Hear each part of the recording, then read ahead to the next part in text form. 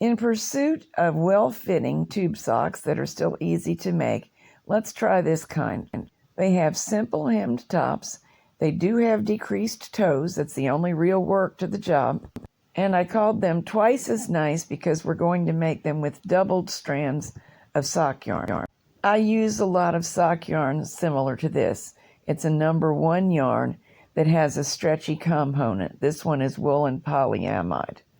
So my sample is a Franken sock, combining all my odds and ends and then rewinding it into a ball that's 2 strands at a time.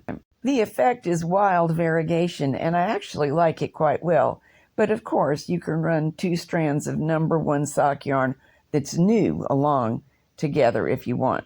One of the main points of that combo was to get the stretch that the polyamide provides. Sometimes it's lycra or elastane. This should get about 5.3 stitches, 7.5 rows per inch after relaxing but before washing on a mid-gauge machine. I got this gauge at stitch size 4 on the dial of my KX350. It's likely to be 3 on a Singer Studio Silver Reed and probably an Artisan too. Cast on 48 stitches using 2 strands of yarn in the E-wrap. At main stitch size, knit 24 rows for the hem and then hang the E-wraps all the way across the bed to close the hem. Knit 114 plain rows. You can alter the row count somewhat if you want to, but don't knit the socks so tall that they would encircle the calf because they may not be roomy enough. Now we begin to shape the toe. Start out by moving the 2 stitches at the very center, each outward 1 needle space. So now there's a pair of stitches on each of the nearby needles. Now, including moving that pair, begin moving all the stitches to the left of center, 1 needle space towards the center, to fill in one of the gaps. When the edge of the work is reached, we're going to decrease again. I'm going to stack up the 2 stitches, moving the edge one to the next one, and then move them both over. It doesn't really matter whether you do it like that or move them all over and then stack up. Comes to the same thing. Now, going from the right-hand side, move towards the center in the same manner until all the spaces are filled in, and decrease at the right edge of the work, a simple decrease placing the right edgemost stitch on the next stitch over. And all the empty needles now go out of work, and we knit 2 rows. Here's what's happening. The 2 edges of the work will become one side of the foot, and there will be a long seam along it.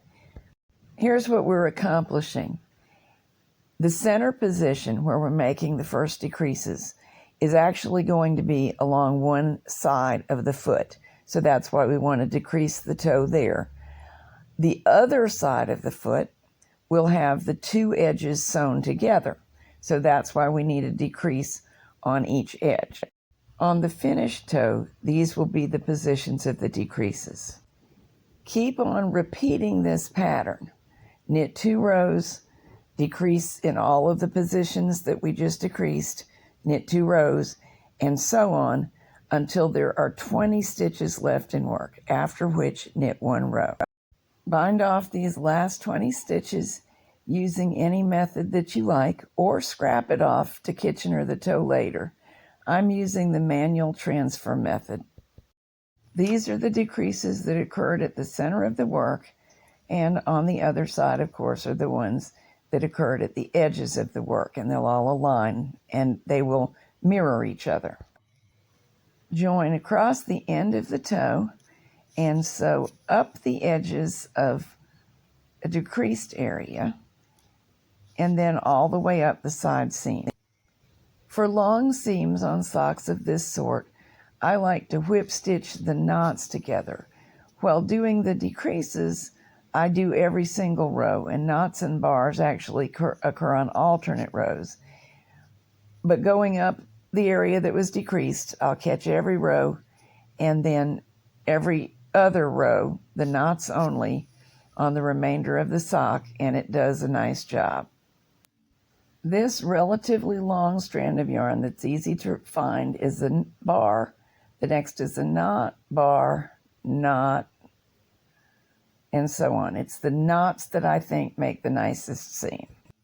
The finished sock will be about 4.5 inches across the tube, or in other words, 9 inches around. It will probably shrink a little bit more when washed in hot water.